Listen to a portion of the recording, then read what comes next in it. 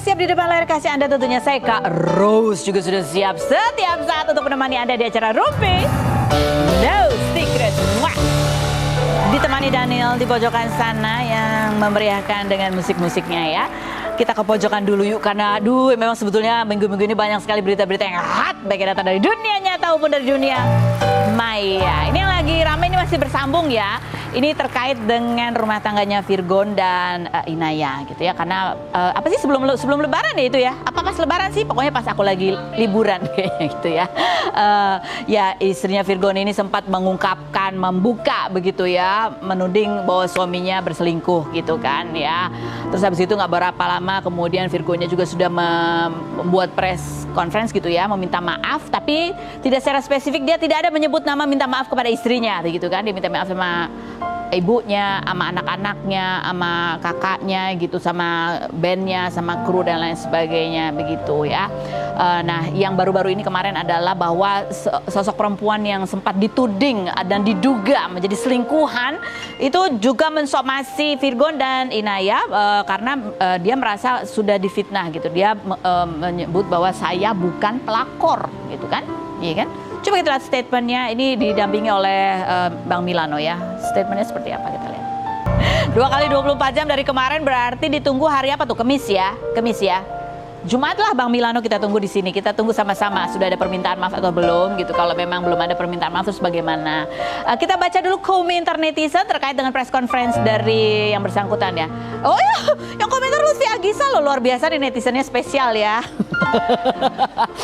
Yang korban dia, yang saksi suami, yang tersangka istri. Jadi gitu maksudnya, benar-benar di luar prediksi BMKG katanya. Ya, yang berikut komentar netizen, Mbak, mending diam aja kayak Nisa Sabian.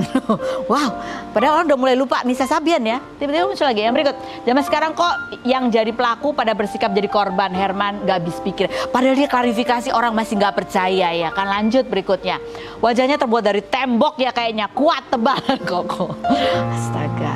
Netizen ini memang semuanya pandai-pandai merangkai kata. Yang berikut, oke. Komedi awal bulan Mei katanya. Ada lagi komentarnya? Ya. Dia yang selingkuh, dia yang galak katanya gitu ya. Jadi walaupun sudah diklarifikasi, desomasi, netizen masih belum percaya ya, mungkin karena itulah makanya siapa namanya Tenri itu merasa butuh juga dampingi kuasa hukum. Virgon kemarin didampingi kuasa hukumnya Sandi Arifin ya kan. Tenri kuasa hukumnya adalah Bang siapa? Milano. Nah tinggal Inaya nih. Inaya sama siapa pengacaranya gitu ya. Iya, dia dikepung 2 pengacara gitu. Tapi kalau kita lihat di Instagramnya Momi Starla itu sudah kemarin ada highlightnya tuh tentang pelakor. Karena dia bikin berapa story gitu ya, kronologi dan lain sebagainya. Begitu nih, termasuk surat pernyataan dan lain sebagainya. Itu sudah hilang highlightnya di Instagramnya Inara. Kok Inaya sih? Inara gitu ya. Kita pernah undang sebenarnya Inara di Februari tahun lalu ya, 2022. Tapi itu kasus yang berbeda. Itu kasusnya tentang apa sih pacarnya, ART-nya gitu ya, membocorkan video apa gitu ya. Kita sempat tanya, nah pada saat kamu menghadapi kasus itu suami kamu gimana? Suaminya which is Virgon tahun 2022 ya. Coba kita lihat seperti apa sih gambaran support Virgon pada saat itu terhadap Inara. Kita lihat berikut ini. Dari awal kita belum nikah juga memang orangnya cuek sebenarnya cuek. Tapi pada dasarnya dia tuh perhatian. Jadi bentuk perhatiannya beda ya. Iya, bentuk perhatiannya tuh bener-bener dia tunjukin gitu loh. Ketika dia tahu kamu sedih banget nih, marah banget. Apa yang dia lakukan untuk menghibur kamu ada? Iya, dia joget-joget supaya aku ketawa. Terus dia meluk aku paling di usap-usap palaku. Jadi sesimpel itu sih. Tapi kan kadang-kadang kita perempuan butuh dirangkul ya, dipeluk gitu. Kadang kan ada aja yang kayak kita malah disalahin ya kan, malah diguruin gitu kan. Tapi dia enggak, maksud dia tuh paham harus ngapain gitu kalau kita lagi dalam keadaan down. Aku seneng sih, maksudnya aku bersyukur, maksudnya Allah ngasih aku pasangan kayak dia. Dan itu yang membuat kalian berdua semakin kuat. Iya. Ini padahal baru tahun lalu ya, 2022, tapi ya itu menjadi pertanyaan gitu ya, nangisnya itu karena memang terharu dengan perilaku suaminya atau memang ada apa gitu. Karena kalau dari pernyataannya kan, kalau Virgon kemarin menyatakan bahwa rasa sayang itu sudah hilang gitu kan, tidak tahu kenapa dia tidak bisa menjelaskan. Terus habis gitu salah dia karena bukannya menyelesaikan masalah tapi malah mencari penyelesaian di luar gitu. 20 tahun ya menikah ya, dan awal pernikahannya kan juga perjuangannya cukup berat ya, karena dua keluarga kayaknya sempat nggak setuju apalah sebagainya. Itu ya namanya pernikahan memang gitu kan, perjuangannya dari awal sampai akhir ya. Jangan kayak aku ya. Tapi buat Anda semua yang tiba-tiba, aduh kayaknya kalau awal ceritanya kok kayaknya mesra banget gitu, ternyata kok terakhir-terakhir berantem gitu, nggak usah trauma nikah. Nikah aja ya, perjuangan orang tuh beda-beda ya kan, ya nggak sih? Betul. Itu ada satu lagi ngomong apa sih, aku lupa ya. Oh, emang agak susah ya, susah kalau udah istri, suami atau pasangannya selingkuh lah, atau suami pasangannya selingkuh terus dibeberkan ke publik gitu ya. Tapi kan kemarin Indara itu masih berniat untuk mempertahankan pernikahan. Itu agak susah, iya kan? Karena kalaupun jadi baiat tetap ada yang mengganjal. Kamu ngapain sih buka-buka gitu kan? Makanya ada beberapa orang gitu ya yang kalau pasangannya selingkuh tuh memilih untuk pura-pura nggak tahu gitu ya kan, karena ingin mempertahankan pernikahan. Ya tapi lah itu kehidupan. Ya aku sih nggak ngomongin siapa-siapa, ngomongin secara umum aja. Kita akan menuju ke bintang tamu kita yang pertama. Ada Iis Dahlia yang kemarin juga, aduh, ini kayaknya langganan dia menuai komentar netizen ya. Kali ini padahal tuh udah lebaran tuh, sungkeman ya. Kan sungkeman aja masih ada masalah. Kita tanya langsung sama Iis Dahlia, emang gitu anaknya kalau sama bapak sambungnya? Profilnya Iis Dahlia berikut ini. Kita sudah bersama dengan Iis Dahlia. Padahal waktu puasa kita ketemu Iis. Apalagi sih Bu, Kemarin kayak gue kalau dipanggil sama lu tuh gue deg-degan gitu. Sampai deg-degan kan Ibu klarifikasi Bu. Kan kita nggak tahu ya. Karena kalau di Instagram mungkin cuma segini gitu kalimat klarifikasinya. Kalau di sini bisa ngobrol panjang ya. Ini postingannya Iis pada saat sungkeman gitu ya, menjadi perhatian netizen karena lihat Salsa sama bapak sambungnya gitu ya. Kayaknya kok apa sih kemesraannya tuh orang dari luar melihatnya kok kayaknya nggak wajar sih gitu gitu ya. Padahal ini kan anak sambung gitu kan. Gitu loh. Orang tuh nggak tahu sejarah. Sejarahnya gimana? Jadi gini, ketika aku menikah sama si bapak kayak ini, Salsa umur berapa tuh? Salsa umur 2 tahunan. 2 tahun. 2 tahunan. Ketika kita deket, aku tuh didudukin sama orang tuanya. Memang aku tuh ya respect banget sama almarhum papa mertua aku. Jadi dia didudukin, Andri bener mau sama Iis. Iis janda loh, punya anak loh. Itu bapaknya sama ibunya. Iya Pak, gini-gini serius. Kalau kamu serius, kamu itu harus sayang sama Salsa lebih dari anak kandungmu. Because of, kalau anak kandung lu mau marah mau apa, itu anak kandung, ya kan? Tapi kata Pak almarhum Papa, kalau Salsa kamu marah nanti orang berpikirnya anak tirinya sih, bapak tiri gitu kan, ya kan? Nah, kemungkinan mungkin karena Andri juga deket sama Salsa masih kecil banget, terus deket banget, dia tuh sampai dulu nyebokin apa loh. Pernah memang waktu dia nyebokin apa juga si mamahnya dia sampai ngomong, Dri ojo nyebokin gitu kan. Oh dia marah sama mamanya. Oh gitu? Marah. Ini anak gue. Gitu, sedekat itu. Dan aku tuh ya kalau kalian lihat ya, nggak ada yang, aku tuh ibu kandungnya Salsa, tapi maksudnya aku nggak ngelihat ada yang namanya bapak sambung ibu sambung. Salsa tuh sedekat itu, sampai aku baru taunya bagaimana mereka tuh berdua ngebonding, bagaimana tuh secara hati tuh terkait gitu ya. Ketika dia mau sekolah di London, bapaknya pulang duluan, itu sedih banget loh. Perpisahan itu lebih sedih dari yang dia pisah sama gue, pisah sama Devano, sama papanya tuh sampai yang peluk-pelukan, nangis-nangisan. Dan dulu waktu masih kecil gitu kan ada saatnya dia tuh pengen ketemu ayahnya. Dia tuh kalau ketemu ayahnya dia yang nganterin laki gue kan, mamanya mau ketemu di hotel. Terus dia tuh yang lihat-lihatan bisa begini nih. Papa nggak usah sedih, kakak Caca nginepnya cuma 1 hari doang loh, gitu. Yang gitu-gitu. Yang seperti itu. Jadi kalau orang ngelihat oh cuman sepintas gitu karena pikirannya ngeres, Fen, iya kan? Kalau orang pikirannya ngeres mah apa aja, tapi maaf ya di keluarga kita nggak ada ngeres-ngeresan. Kita tuh sayang ya sayang. Jangankan sama anak yang memang suami aku tuh rasanya kayaknya ya sesuai sama yang dinasehatin sama almarhum papanya, dan aku ngelihat bagaimana sikap dia ke kakak gitu ya. Gue nggak ngerasa dia itu kayak bapak sambung gitu. Makanya kalau ada orang-orang sampai kayak gue sedih gitu. banyak yang menggiring opini, banyak yang akhirnya orang berkomentar kalau baca ya, sometimes kan kita pengen lupain, tapi kadang-kadang juga pengen tahu apa sih ini orang gitu.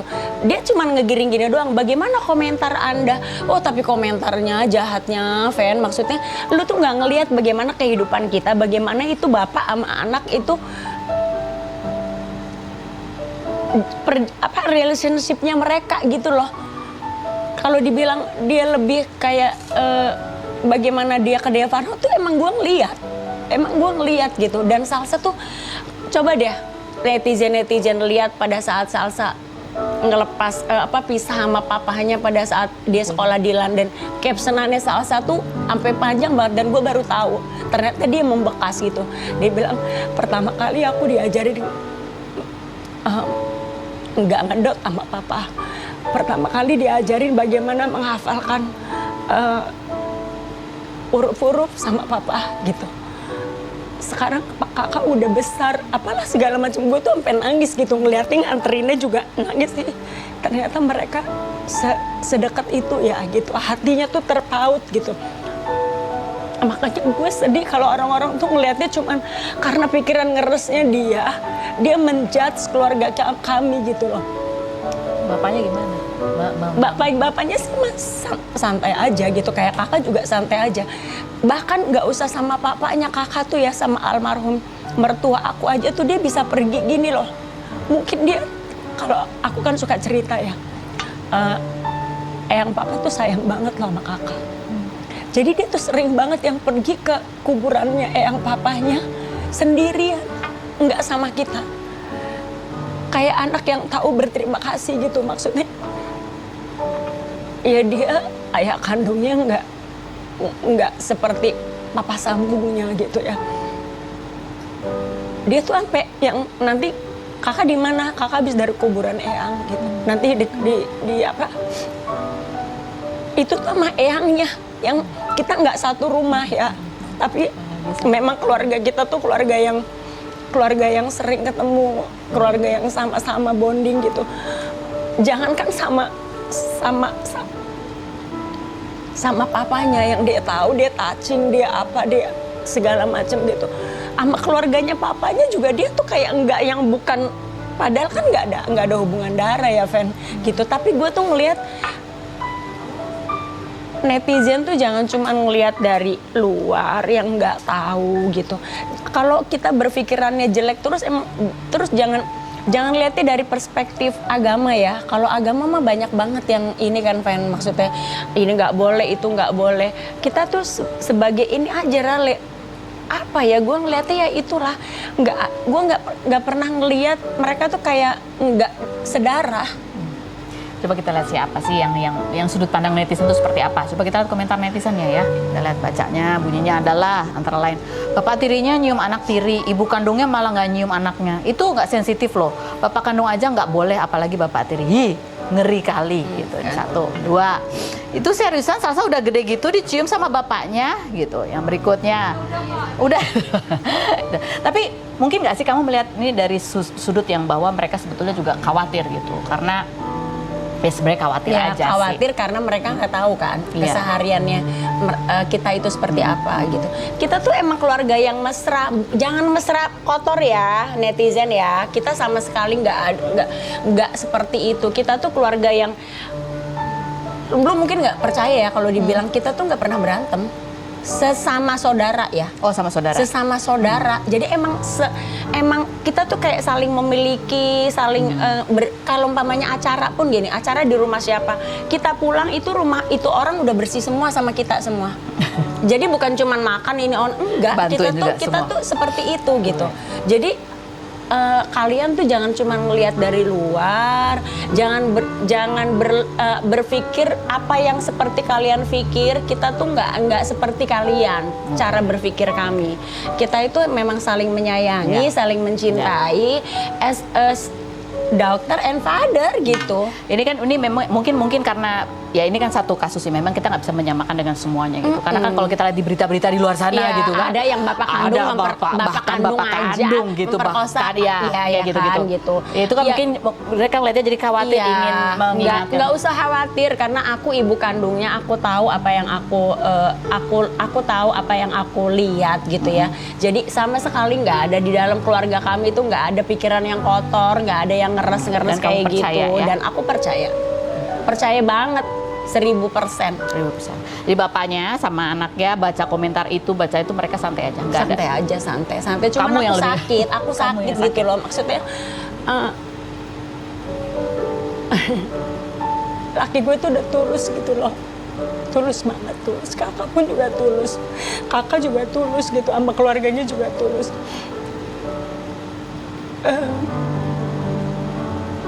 Aku nggak tahu ya netizen tuh sama keluarga aku kayak sedikit hal kecil aja tuh kayak jadi besar gitu. Terus kayak rame semua orang langsung ngejelekin, langsung apa sih salah kami sama kalian gitu. Kayaknya keluarga kita tuh keluarga yang baik-baik aja gitu, nggak ada apa-apa, kita nggak pernah nyakitin orang. Temen aku aja berbuat yang aku tahu aja, aku nggak pernah yang aku parin, lu ngomongin gue ya, nggak pernah.